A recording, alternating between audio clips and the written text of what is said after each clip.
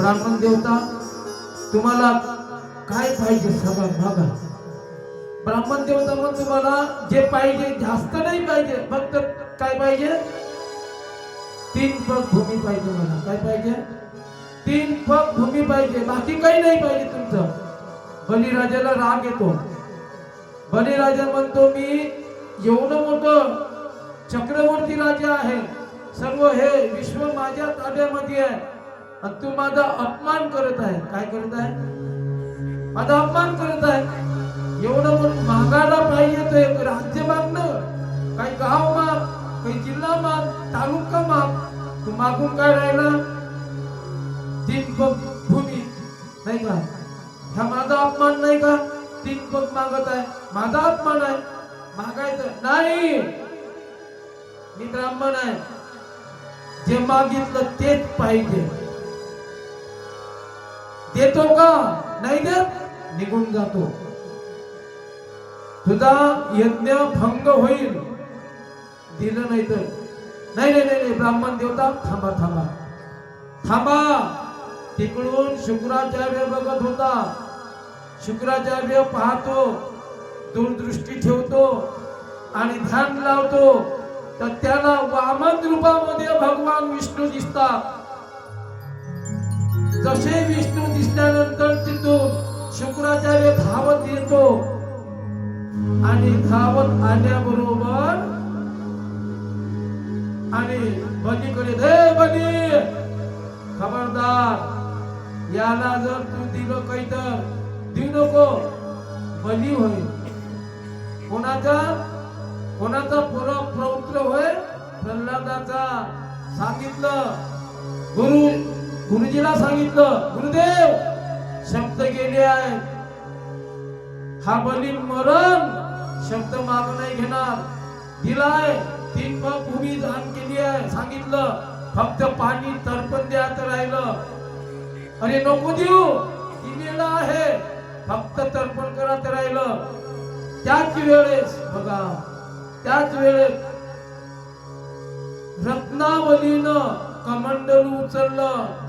खबरदार, कमंडलू उचललंस तर शुक्राचार्य म्हणतो रत्नावलीला, बलीच्या मुलीला, खबरदार, कारण तू मुलगी आहेस, तू या कुळातली नाही, हे कुळ तुझं नव्हे, तुला देता येणार नाही. तिनं खाली ठेवलं. तिची आई विंध्यावली, तिनं कमंडलू उचललं.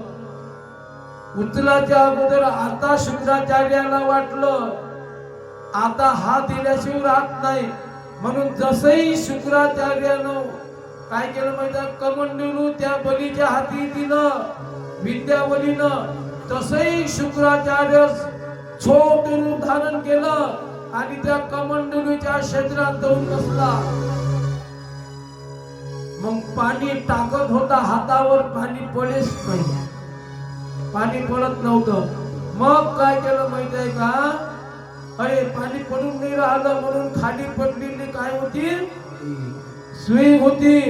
जशी सुई घेतली, जशी टोचली, तर त्याच्यात त्या शुक्राचार्याचा डोळा एक फुटला. आला म्हणून फोडीला डोळा, आला म्हणून फोडीला डोळा, आला म्हणून फोडीला डोळा, आला म्हणून फोडीला डोळा.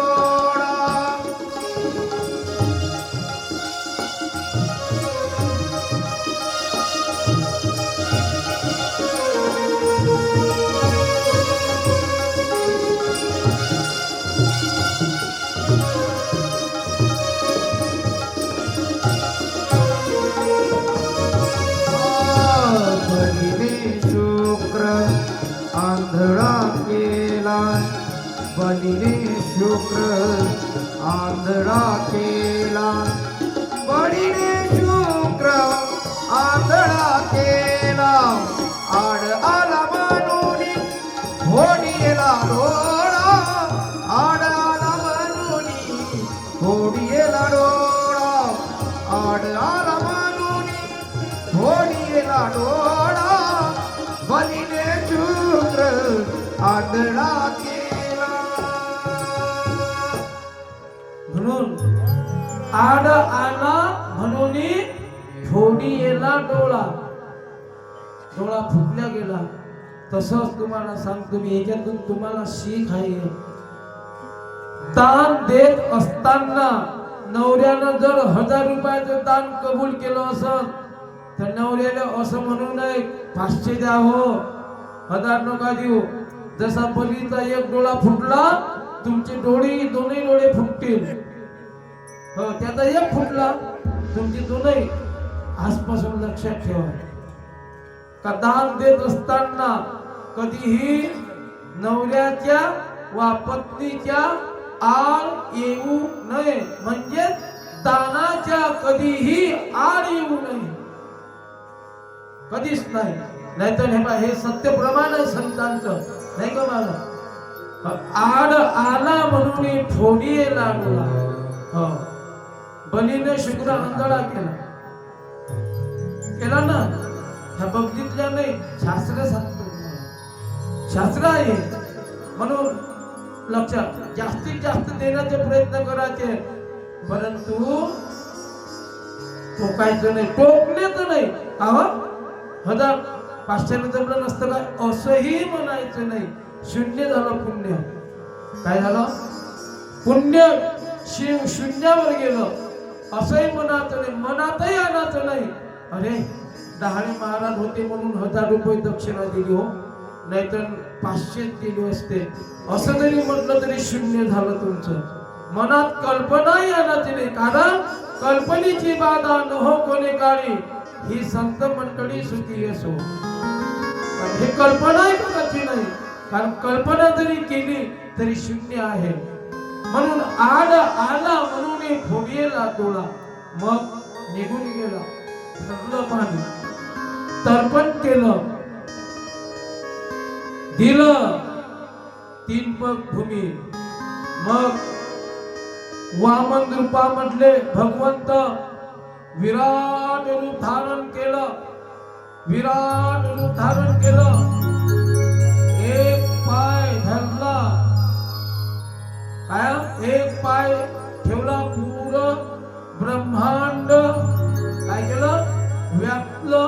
एका पायामध्ये ब्रह्मांड. किती ब्रह्मांड आहे? अनंत ब्रह्मांड. एवढं अनंत ब्रह्मांड एका पायामध्ये, एका पदामध्ये व्यापल्या गेलाय. दुसरा पाय पूर्ण सृष्टीवर नेत असताना, जसा पाय सृष्टीवर नेत असताना मेरू पर्वताजवळ गेला. लक्षात असू द्या माता भगिनींनो, इथं point, main point in this story, या मधली या कथेमधला मुख्य पॉइंट बघा. पाय मेरू पर्वताजवळ नेत असताना मेरू पर्वताला भगवंताचा अंगठा खरचडला. जसही अंगठा खरचडला तर त्याच्यातून रक्ताची धार निघाली. तीच धार गंगा रूपानं प्रज्वलित झाली आणि ब्रह्माजीनं ती धार कमंडलू मध्ये विस्थापित केली. ती गंगा भगवंताच्या चरणातून उत्पन्न झालेली गंगा, ती गंगा होय. आणि संपूर्ण ही सृष्टी एका पायामध्ये दुसऱ्या पायामध्ये व्यापली. किती पग झाले? 2 पग झाले महाराज. राहिला किती? 1 पग राहिला. बली म्हणतो, बलीनं म्हटलं आता 2 याच्यामध्ये एवढं. आपला वामन रूपातले भगवंत म्हणतात, बली तो असफल झाला देण्यासाठी. असफल झाला कारण 2 याच्यामध्ये सर्व व्यापलं. तिसरा पाय कुठं ठेवू? तो म्हणे बली होय, भक्त प्रल्हादाच्या वंशामध्ये जन्माला आलेला बली हा आपलं वचन खोटं होऊ देणार नाही. तिसरा पाय ठेवायचा, ठेव डोक्यावर. तिसरा पाय बलीच्या जसा डोक्यावर ठेवला घाली पाताळी बळीराजा. कुठे घातला? पाताळामध्ये. जेव्हा घातला त्यावेळेस रत्नावली म्हणतं, जी बलीची मुलगी आहे बघा, 2 आशीर्वाद भगवंताने दिले होते. कोणते? 2 इच्छा पूर्ण केल्या होत्या. कोणत्या कोणत्या? एक केली होती, अति सुंदर रूप आहे, दूध पाजलं असतं तथास्तु. दुसऱ्यांदा दिलं, कडेवर घेऊन गेली असती तथास्तु. हे इच्छा द्वापार युगामध्ये पूर्ण करेल. तिसरी जी आहे, आता काय म्हणते रत्नावली, अरे त्यासारखा मुलगा जर असताना विष पाजलं असतं का? माझ्या बापाला तू पाताळामध्ये घालणारा मुलगा असता तर विष पाजलं असतं. तथास्तु म्हणतात भगवंत, हे इच्छा तुझी पूर्ण करेल द्वापार युगामध्ये. थोडा क्ल्यू देतो तुम्हाला. पुतना